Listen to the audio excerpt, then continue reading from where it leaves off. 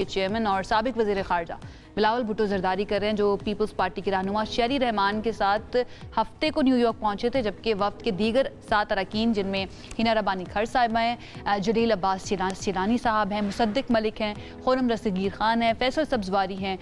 बुशरा अंजुम भट्ट हैं और तहमीना जंजुआ ये गुज़श्ता रोज़ यानी कि कल न्यूयॉर्क पहुँच चुके हैं। और वफ्द आज सबसे पहले जो मुलाकात करेगा वो बहुत ही इंपॉर्टेंट है और वो मुलाकात है अक़वाम मुत्तहिदा में चीन के मुस्तकिल मंदूब फुकोंग, उनसे मुलाकात करेंगे, जिससे वो जंगबंदी के बावजूद भारत की जानिब से जो अभी भी इश्तियाल अंगेज़ी की जा रही है उसका मुकदमा रखेंगे सामने। और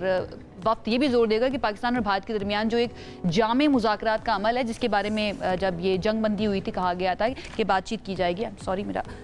क्यू कार्ड जो है वो ज़रा मैं उठा लेती हूँ। अच्छा, इन तमाम मामलात के ऊपर जो है ना इस वक्त ने बात करनी है। इस पर ये कितना ज़्यादा इंपॉर्टेंट है और किस तरह से ये पाकिस्तान के लिए बेहतर हो सकता है और पाकिस्तान के लिए कितना ज़्यादा ज़रूरी है इस वक्त का जाना और जाकर पाकिस्तान का मौक़िफ़ दुनिया के सामने रखना। बात कर लेते हैं, हमारे साथ साबिक सफ़ीर डॉक्टर जमील अहमद खान साहब मौजूद हैं। डॉक्टर साहब, थैंक यू सो मच हमें ज्वाइन करने के लिए। सबसे पहले तो कितनी अहमियत, इसकी अहमियत हम अक्सर और बेशतर अपने शो के अंदर डिस्कस करते रहे, लेकिन मैं चाहूँगी कि आप भी अपना पॉइंट ऑफ व्यू रखें कि कितना ज़्यादा इम्पॉर्टेंट है या कितना अहम फैसला था इस 9 रुकनी वफ्द की तश्कील और उसके बाद इस 9 रुकनी वफ्द का जाना और दुनिया के सामने पाकिस्तान का मौक़िफ़ रखना इस कॉन्फ्लिक्ट को लेकर। ये फैसला भी बड़ा अहम था और ये हमारी मजबूरी भी थी, इसलिए कि इंडिया पहले अनाउंस कर चुका था कि शशि थरूर की सरबराही में वो अपना डेलीगेशन भेजेगा और हमें ये भी पता था कि उनका डेलीगेशन दुनिया में क्या करने जा रहा है। और अब वो बात आश्कार हो चुकी कि वो वही राग अलापने गया है और शुरू कर दिया है उन्होंने काम, और वो है कि काउंटर टेररिज्म के हवाले से और बहाने से वो हमेशा से जो इल्ज़ाम तराशी होती रही है कि पाकिस्तान क्रॉस बॉर्डर टेररिज्म में और वो state sponsorship of the militants, ये उनका महवर है। और दूसरा महवर उनकी जो इंडियन उसका है डेलीगेशन का, वो है कि पाकिस्तान को किस तरीके से माशी तौर पर मजीद दबाव में रखा जाए। और वो एफएटीएफ मल्टीलैटरल फोरम्स पर भी वो आउटरीच करके वो यही कह रहे हैं कि दोबारा ग्रे लिस्ट में, जो कि obviously it's not so easy. अब हमारा डेलीगेशन जाहिर है वो भी काफी भारी भरकम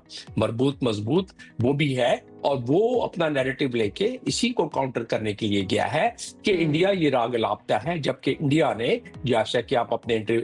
इंट्रो में भी बता रही थी कि इंडिया तो जो हरकतें कर रहा है वो इंटरनेशनल कानून के खिलाफ वर्जी, सिक्योरिटी काउंसिल रेजोल्यूशंस की खिलाफ वर्जी और साथ में दुनिया के जितने भी इंटरनेशनल लॉज हैं। मेरा इशारा है इंडस वाटर ट्रीटी की तरफ कि अपने तौर पर सस्पेंशन में डाल दिया और वो हरकतें शुरू हो गई हैं। कभी पानी ज्यादा खोल देता है, कभी पानी कम कर देता है, चिनाब में पानी का बढ़ाव अचानक बढ़ जाता है नंबराला पे। तो ये तमाम चीजें हमने पहले से बिल्कुल बता दिया है कि ये हमारी एग्जिस्टेंशियल थ्रेट होगी, और ये हमने 24 तारीख को अपने सिक्योरिटी काउंसिल कमेटी में बता दिया था कि अगर पानी रोका, रुख मोड़ा या कोई हरकत की तो फिर इस तरह होगा। और यही चीज साहिर शमशाद साहब जो हमारे जॉइंट चीफ ऑफ स्टाफ है, उन्होंने सिंगापुर में बता दिया शंघाई 20th कॉन्फ्रेंस में। और उसके अलावा जो इंडिया झूठ बोलता रहा है कि उनका कोई जहाज नहीं गिरा है और उन्होंने बहुत कोई फन्ने खानी की है और बहुत उन्होंने कामयाबी हासिल की है, वो तो पहले आश्कार हो चुका है। सिर्फ उसको हमारे डेलीगेशन में बिलावल भुट्टो की सरबराही में जो गया है मजीद, क्योंकि अब तो मानना शुरू कर दिया है। मुख्तलिफ प्लेटफॉर्म्स पर हम देख रहे हैं कि जो उनके फोर्सेस के ऑफिशियल्स हैं वो भी इस चीज़ को मान रहे हैं कि जी हाँ जहाज़ गिरे थे, चाहे वो मेजर गौरव आर्या हो या फिर दीगर उनके जितने भी जर्नलिस्ट हैं, बड़े बड़े नाम हो, वो मानना शुरू हो गए हैं कि वाकई में जहाज़ राफेल गिराए हैं पाकिस्तान ने। अच्छा, एक और पॉइंट भी है मेरा डॉक्टर साहब, वो ये कि इससे ये कोई पहली दफ़ा तो है नहीं, इससे पहले भी कई मरतबा भारत इस तरह की हरकतें कर चुका है और उसके ऊपर पाकिस्तान डेफिनेटली फ़ौरन से बड़े अच्छे तरीके से रिस्पॉन्ड करता था, रिस्पॉन्सिबली रिस्पॉन्ड करता था, लेकिन कुछ टाइम के बाद हम उसको भूल जाते थे। लेकिन भारत जो है वो लॉबिंग, हमेशा से हम ये कहते हैं भारत की लॉबिंग बड़ी मजबूत रही है और पाकिस्तान के खिलाफ वो जहर जो उगलता है दुनिया उसको सुन भी रही होती है और उसके रीजंस जो हैं वो डिफरेंट है कि वो मार्केट बहुत बड़ी है। अब आपको हम लेकिन देख रहे होते हैं उसको जर्नलिस्टिक पॉइंट ऑफ व्यू से, आप उसको एज एन एक्स एम्बेसडर या फॉर्मर एम्बेसडर इसको किस तरह से देख रहे हैं कि पाकिस्तान इसको परसू कर रहा है या इसकी इंपॉर्टेंस कितनी ज़्यादा है कि इसको परसू किया जाना चाहिए ताकि वंस एंड फॉर ऑल इस मामले को हल किया जा सके? जी हाँ, डिप्लोमेसी नाम है कंटिन्यूटी और कंसिस्टेंसी का। हमें कंसिस्टेंसी में थोड़ी हमारी कमाईगी रह जाती है। लिहाजा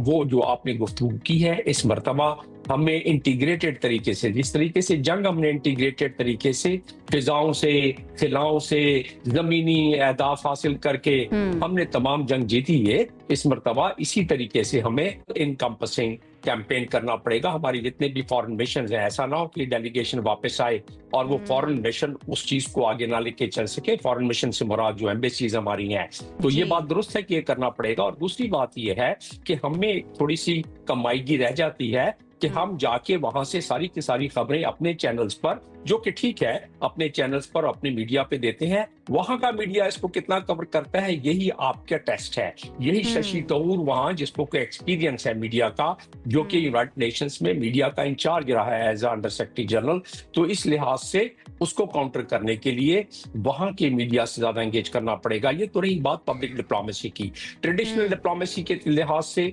पाकिस्तानी डेलीगेशन यूएस एडमिनिस्ट्रेशन के सीधा सीधा लोगों से मिल रहा है, कांग्रेस से मिल रहा है, उनके बाकी वज़रा से मिल रहा है और वहां के थिंक टैंक्स वगैरह से। तो इसमें दो पहलू को कवर करना चाहता है हमारा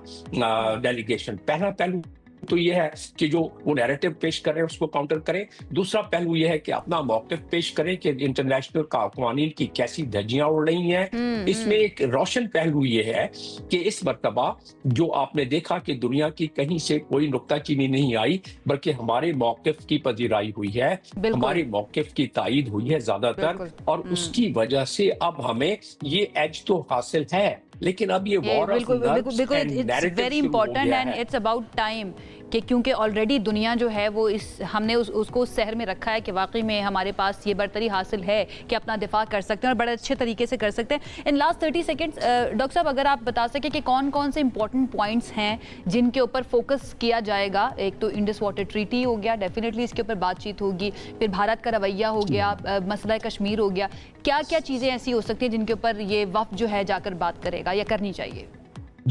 जॉइंट चीफ ऑफ स्टाफ ने बिल्कुल वाज़ेह बता दिया और उसका अयादा किया है जो पहले हम कहते रहे हैं, और वो है कि ये डिस्प्यूट अगर रिजॉल्व नहीं हुआ तो ये हमें न्यूक्लियर थ्रेश पॉइंट की तरफ ले जाता है, जिससे कि दुनिया डरी हुई है, सहमी हुई है। तो इस चीज को किस वजह से हो रहा है? इंटरनेशनल कानून की धज्जियां, इंडस वाटर ट्रीटी मैं कहूंगा यहाँ, और दूसरा 17 के करीब